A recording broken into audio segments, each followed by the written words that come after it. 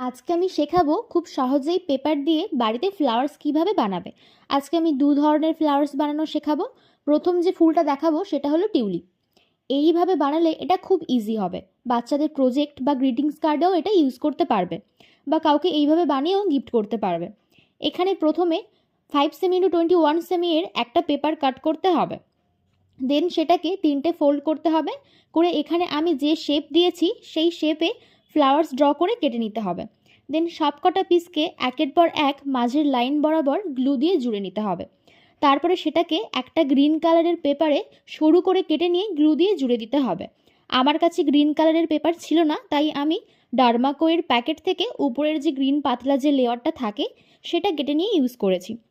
দেন একটা আন্দাজ মতো পেপার কেটে সেটা থেকে দুটো পাতা কাট করে গ্লু দিয়ে জুড়ে দিলেই রেডি আমাদের টিউলিপ ফ্লাওয়ার। এবারে সেকেন্ড যে ফ্লাওয়ারটা দেখাবো সেটা হলো আমাদের সবার খুব পছন্দের রোজ। প্রথমেই 6 সেমি বাই 6 সেমির 5টা স্কোয়ার শেপের পেপার কাট করে নিতে হবে। দেন সেগুলোকে কোণ বরাবর 3বার ফোল্ড করতে হবে।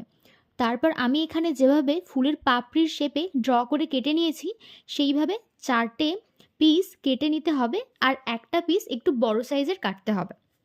দেন সবকটার নিচের অংশটা ছোট্ট করে কেটে নিতে হবে।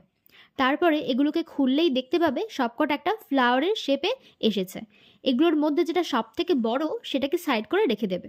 আর বাকি 4টে ফ্লাওয়ার্সের স্টেপ বাই স্টেপ এক একটা নিয়ে প্রথমে একটা, তারপরে দুটো, তারপরে 3টে, তারপরেরটা 4টে পাপড়ি কেটে বাদ দিতে হবে। দেন আমি এখানে যেভাবে দেখিয়েছি সেইভাবে গ্লু দিয়ে পাপড়িগুলো জুড়ে নিতে হবে। দেন একটা গ্রিন পেপার নিয়ে সেটাকে সরু করে রোল করে একটা ফুলের ডাঁটি বানিয়ে নিতে হবে। তারপর তার মাথায় গ্লু লাগিয়ে একের পর এক ফ্লাওয়ার্সগুলোকে জুড়ে দিতে হবে। আর যেটা সাইড করে রাখা হয়েছিল বড়টা, সেটাকেও লাস্টে অ্যাড করে দিতে হবে।